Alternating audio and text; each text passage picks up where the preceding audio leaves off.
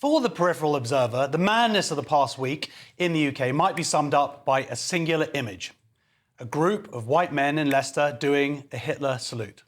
But for me, it's the image of a person of colour making it the exact same gesture in London that is far more illuminating. In fact, it's the different reactions, both listed across the political spectrum, that get us tantalisingly close to understanding how we've arrived at this grim moment. The first photo is a continuation of a theme, embedded in public consciousness since the 1970s.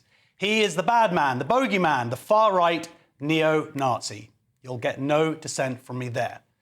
Then the second comes along to complicate the narrative. Both images were taken on the same day in the same country, one at a racist protest, the other, well, at a racist protest? Sorry, I mean peace march for Gaza. With the UK's riots launching more hot takes than bricks, I hesitate to lob my own, but as someone whose multiple social media bubbles resemble Swiss cheese, I've noticed something that is key to all this. There is a near universal unwillingness to call out the extremes of our own tribes, especially when doing so complicates our own favourite narrative. To deny is to tolerate, is to justify, is to embolden. When rioters initially gathered in Southport last week, some sections of the right went into overdrive to dismiss the presence and impact of the far right. These thugs were just white working class, many insisted.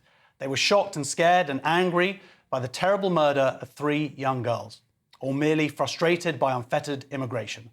Of course, there's nothing wrong being angry about mass migration, let alone the murder of children. And I'm sure that many who took to the streets did so out of sheer frustration. But come on. There were also a lot of proper, actual, hardcore racists there. Rocks were thrown at Filipino nurses on the way to helping people. A hotel believed to be housing asylum seekers was set alight. An Asian man was assaulted making his way down the road. You'd think the right would be more inured to such gaslighting, more aware of the pitfalls of succumbing to self-denial. The right has rightly criticised the left for wallowing in these tactics. Things were especially bad during the Corbyn era. If the then Labour leader had just put up his hands at the first accusations of anti-Semitism and said, yeah, the left's not perfect. I'm not perfect. I'll work on it. History might have played out differently. On the other side of the coin, Keir Starmer's disastrous public responses to the riots threatened to make a bad situation worse. Shutting down racist violence was, of course, the immediate priority. But in Labour's narrative, everyone concerned about migration is just a few untrue social media posts away from being a far-right rioter. There was no nod at all to the legitimate concerns of many across the country who would never dream of rioting. And when people don't feel listened to, that's a recipe for disaster. Most damaging of all, Starmer is attempting to dismiss concerns about two-tier policing as the stuff of far-right fantasies. He's taking an axe to what is ironically the most unifying British value, our sense of fairness. Lock away the violent. Great. Set the police on them. Lovely stuff. There's no place on our streets for racism. Absolutely. But please, do it to all of them. The British people are not stupid. We have eyes. When a police car was overturned and a bus set alight in Hare Hills last month, no police. When gangs of Muslim youths roamed around Birmingham with weapons this week, no police. When a man was beaten up outside a pub, his liver lacerated, no police.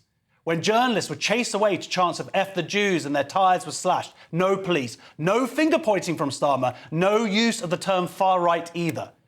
Which brings us back to the Sieg Heil photo at last week's Gaza march. The man raised his arm proud and straight at a group of Jews.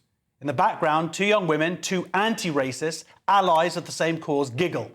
In the video from which the image is taken, other self-professed anti-racists saunter by. No one challenges him. No one is concerned. That the police later did arrest the man was almost certainly at the insistence of those he targeted with his gesture. No doubt they will have had to collect the evidence themselves. Certainly it won't have been the doing of the protest organisers. Those same organisers have assiduously turned a blind eye to the continuous and multiple examples of racism that plague their marches. Clearly, different rules apply here. When a man performs a Hitler salute on a Palestine demonstration, there is no soul-searching. When cranks and Islamists smash the windows of businesses because of some vague connection to Israel, they are said to be protesters, not rioters. For 10 months, left-wingers have failed to call out the hatred and racism in their midst, and thus the extremes of their group have become emboldened. The superpower of being British is spotting baloney and calling it out. It's why we've been the first country to emerge blinking into reality from the madness of gender ideology. The regular people of this country can spot hypocrisy a mile away from whichever group it's coming from. So, when the police attempt to justify their different levels of policing criminal behaviour, we should all call it out. When a procession of cars full of Islamists drives through a Jewish neighbourhood in London chanting they'll rape their daughters, and they don't get charged despite the evidence of the culprits, we should all call it out. When two men, one white, one not, proudly partake in a Nazi salute at separate demonstrations, we should all, well, you get the idea. Right, let's get the thoughts of my panel. GBNews senior political commentator Nigel Nelson, journalist and communications advisor Linda Dooley, and he's not arrived yet, but former Conservative MP and farmer Neil Parish. Hello, thank you so much for being here on time. Hi. I think probably Neil is driving down the M4 on a tractor. It's taking him so long to get here. So how are you both? We're good, thank you. I won't speak for you, but I am. You seemed good earlier on. Yep. Cool, well, thank you so much for being here. It's Sunday evening. Very much appreciated. Do you have any thoughts, initial thoughts on my monologue? Well, I mean, this whole thing about two-tier policing, which seemed to be the idea there, there was one that you mentioned, which was the guy getting beaten up outside the pub. Now, I think I saw that was the video I actually saw. I couldn't see any police in that video. Yeah. So if there had been police there, they'd been standing by doing nothing, yes, I'd have said that's two-tier policing. If they weren't there, I don't know why, I don't know if anyone knows why, but they weren't able to actually do anything.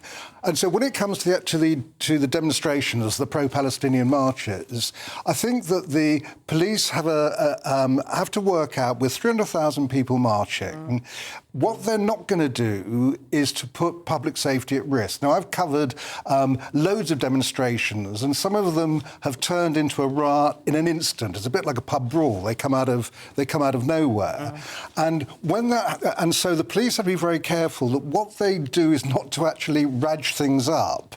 So some of the policing of the demonstrations, as far as I can see, have been along those lines to keep everyone calm. I do want to, but I totally understand that policing is a very difficult thing. I don't do it, and I'm very grateful for that, frankly, because I don't have the temperament or the physique. But I just want to say two things, and maybe you can respond to this, Linda, is, first of all, I would say that there doesn't seem to be any qualms about how they were far-right people there, absolutely. Those riots were policed, I'd say, number one. There wasn't concern of it becoming a Tinder thing. The shields were out. But I also would like to say another thing about the lack of police in Birmingham, because we know now from a police spokesperson, what he said was, we deliberately stayed away because we'd spoken to the community leaders. And that led to then men with machetes on the street and the violence that we saw. So it was a policing decision, a very conscious one, that led to that man being hurt. Sorry, Linda. I think what you have to do is try and understand the position of the police right now. So let me say, first of all, straight off the bat, that I think the police did an incredibly good job. So you might describe them as authoritarian, but I think they took a robust position in dealing with this situation and in instigating swift justice. I think justice had to be done, and it had to be seen to be done and seen to be done quickly. Now, I've spoken to several senior police officers this week. They retired, but they retain vast knowledge of the police service, and they get concerned about three things: resources, money, and police officers, men and women. They get very concerned that they've become treated as service operators, which takes them away from the traditional job of policing. And they also don't like the police force being politicised in any way. Those three things, they believe, have really neutered the police service in this country. And they're starting to miss their top band of very experienced officers that have been through the mill, that can bring vast knowledge to these situations. So when we talk about the nitty-gritty of what has gone on this week, we've got to look at the police force and how they're going to cope, how they did cope, which I think was brilliantly, and how they're going to cope when these things flare up again, which will happen, I think, relatively soon. I agree with some of the footage we saw from Southport, and to think that some of those same police officers were involved in what the incident earlier in the week. Anyway, I don't want Trying to apprehend the assailant that killed the 3 girls. I guess the issue isn't about the response to those far-right riots. I would say the issue that people see in terms of two-tier policing is the hypocrisy when other violent people are out on the streets and not seen to have that similar response. But I think the issue people seeing at the moment, they want to see this being controlled.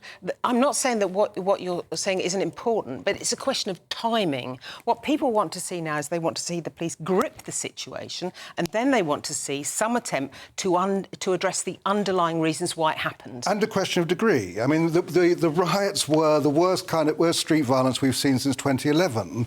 On the pro-Palestinian marches, you haven't seen anything like that. They've been largely... We have seen violence. Nothing There like has been it. some Nothing violence, but like nothing like you saw in Southport or Liverpool or various other towns across Britain. So on the basis of that, we had proper riots. We haven't had proper riots with the pro-Palestinians. We've had windows smashed. We've had... There have been problems, yeah, absolutely. And in terms of, just to address your thing, timing in terms of moving on, is that you're right, it is about timing, but there are a lot of people who argue that there hasn't been... That timing has not been there for 10 months, and possibly that's part of what's led us to this. Anyway, let's move on.